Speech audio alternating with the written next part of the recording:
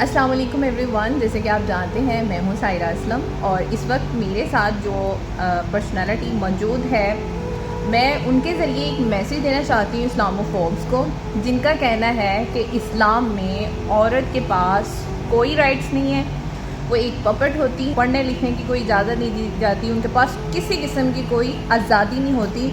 تو میں آپ کی ملاقات ایک ایسی شخصیت سے کروانے جا رہی ہوں جو کہ ایک خاتون ہے، اور جس ادارے کو وہ چلا رہی ہیں وہ اپنی زبانی ہی بتائیں گے کہ وہ کون سا کام. شادی ہوئی تو میں نے اپنی ساری ایجوکیشن شادی کے بعد کمپلیٹ کی. اچھا. میں نے ایف اے کمپلیٹ کیا، بی ایڈ، ایم اے، پھر ایم فل کیا الحمدللہ، اور بچوں کے ساتھ یہ سب کیا. پھر میرے 2 بچے ہیئرنگ امپیئرڈ تھے، سن بول نہیں سکتے تھے. تو پھر مجھے یہ ریئلائز ہوا کہ ان کو نارمل اسکول نہیں لیتے تھے، کیونکہ میرے بچے ماشاءاللہ ایکٹیو تھے، جینیس تھے. تو میرا بڑا بیٹا نارمل تھا، تو میری خواہش تھی کہ اس کے ساتھ میرا بیٹا انس بھی جائے. اس کو نارمل اسکول والے نہیں لیتے تھے. تو تب میں نے یہ پلان کیا. وہ ان کا ریئیکشن بہت عجیب ہوتا تھا کہ اللہ معاف کرے، ہم نہیں ایسے بچے رکھ سکتے. تو اس وقت پھر میں نے پلان کیا تھا کہ میں ان کے لیے کیسا ادارہ بناؤں گی جس میں اس طرح کے بچوں کو ہم ہر وہ چیز دے سکیں جو ایک نارمل بچے کو دی جاتی ہے. سو اس وقت ہمارا جو انسٹیٹیوٹ ہے، ہماری آرگنائزیشن ہے، 9 پروجیکٹ پہ کام کر رہی ہے، جس میں ان کی ایجوکیشن پر، جس میں ان کا ہیئرنگ ایڈ پرووائڈ کرنا، ان کی اسپیچ کروانا، اور اس کے ساتھ ان کو ڈیلی ہیلدی فوڈ ہم دیتے ہیں، چونکہ وہ سب ڈیزرونگ فیملی سے ہیں. ان کی ہیلتھ اتنی نہیں تھی، امیون سسٹم اچھا نہیں تھا. اور اس کے علاوہ ان کو سکلز کے لیے، بوائز کے لیے موبائل ریپیئرنگ ورکشاپ ہے. اور مجھے بہت بڑا ڈریم تھا میرا کہ ان کی یونیورسٹی ہو ساہیوال کے اندر، اور ان کے لیے ٹیکنیکل کالج ہو. وہ تو ہم بہت کوشش کر ہٹے، جب نہیں ہوا تو پھر خود سے ہم نے ایک چھوٹی سی ورکشاپ بنا لی. اور یہ بڑا ڈریم تھا جو چھوٹے لیول پہ پورا الحمدللہ اللہ کی مدد سے ہو گیا. اور پھر موبائل، اس میں کمپیوٹر پہ گرافک ڈیزائننگ ان کو سکھائی جاتی ہے. بچیوں کے لیے سلائی اور کڑھائی، اور ان کو جیولری میکنگ، اور ان کی اس طرح کی جو ان کے اندر سکلز پیدا کرنے کی کوشش کی جاتی ہے الحمدللہ. اور ایک بہت بڑی بات اللہ نے ہمیں سعادت دی ہے کہ قرآن پاک کی تعلیم سائن لینگویج میں ان کو قرآن پاک حفظ کروایا جاتا ہے الحمدللہ. اور ہم نے ایک باقاعدہ اپنا سلیبس ڈیزائن کیا اسلامک، جو سائن لینگویج میں، اس میں میرا بیٹا جو ہے اس نے سب سے پہلے کمپلیٹ کیا. اور دیکھیے کہ اللہ نے جس دن اس کا کمپلیٹ ہوا دوسرے دن وہ عمرے پہ چلا گیا. اور اس کا علمی سفر تھا، وہ عمرہ تو تھا ہی نا، ساتھ میں علمی سفر بھی تھا کہ میں بھی ساتھ تھی اس کو تمام ان جگہوں کی. اور وہ خود بیان کر رہا تھا سب کچھ، اور اس نے اپنے فرینڈس کے ساتھ سائن لینگویج میں ہر جگہ کا تعارف دیا، اور ہر جگہ کی جو بھی فضیلت اور اہمیت ہے وہ اس نے بیان کی تھی. جی الحمدللہ، ماشاء اللہ الحمدللہ. تو یہ جیسے کہ آپ نے گفتگو سنی ہے سائمہ حسن صاحبہ کی، تو ان سے انشاءاللہ تعالیٰ مجھے امید ہے کہ جو اسلامو فوبس، جو اینٹی اسلامک ایجنڈا ہے، اس کو یہ جواب مل چکا ہوگا کہ پردہ ہم خواتین کی راہ کی کوئی رکاوٹ نہیں ہے.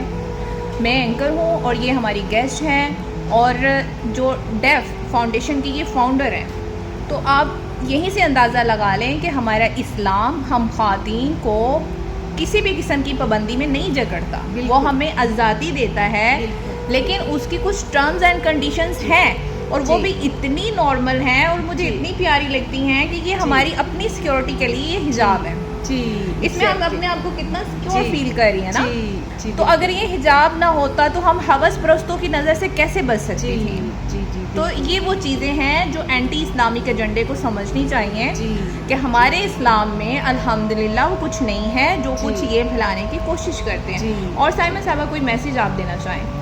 میسیج میں پیرنٹس کو یہ دینا چاہتی ہوں کہ وہ پریشان ہو جاتے ہیں جب ان کے بچے اس طرح سے کسی بھی قسم کی ڈسیبلٹی کا شکار ہوتے ہیں. تو وہ پھر پیروں مریدوں کے پاس جاتے ہیں. سوسائٹی قبول نہیں کرتی، سوسائٹی ان کو کہتی ہے والدین کے گناہ ہیں جو آگے ہیں. تو اس سے مایوس نہیں ہونا. جیسے حضرت حاجرہ علیہ السلام کے بارے میں علماء کہتے ہیں نا، جب ابراہیم علیہ السلام نے یہ بتا دیا تھا کہ اللہ کے حکم سے آپ کو چھوڑ کے جا رہا ہوں، تو علماء کہتے پھر نئی حاجرہ نے جنم لیا. تو میں پیرنٹس سے یہ کہتی ہوں کہ جب پتہ چلے کہ میرے بچے کے اندر کچھ پرابلم ہے تو پھر آپ نئے پیرنٹس بن جائیں. وہ پیرنٹس جنہوں نے اس چیلنج کو ساتھ لے کر چلنا ہے اور مایوس نہ ہو، ہر چیز کا علاج ہے.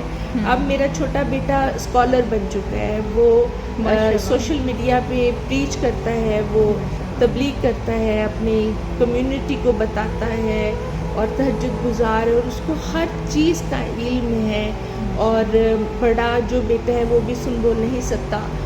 میرا جو نارمل بیٹا ہے وہ ان ڈرائیو یوز کرنا اس کے لیے مشکل ہے، بلکہ اس نے ڈاؤن لوڈ نہیں کی، لیکن جو اسپیشل ہے اس کو ہر چیز کا پتہ ہے. تو اس لیے کچھ بھی مشکل نہیں ہے، ڈرائیونگ کر لیتے ہیں. ہم کچھ کوشش کر رہے ہیں بہت ساری چیزوں میں کہ ان کے ڈرائیونگ لائسنس کے حوالے سے، اور مختلف کام ہے جو ہمارے ابھی پینڈنگ ہے، لیکن اللہ کی رحمت سے ہم مایوس نہیں ہیں. انشاءاللہ ہو تو جائیں گے. پیرنٹس بھی مایوس نہ ہوں. دیکھیں جب آزمائش آتی ہے نا، تو اس کو اگر آپ اللہ کی رضا سمجھ کے اگر اس کو صبر کے ساتھ سہتے ہیں نا تو اجر ملے گا.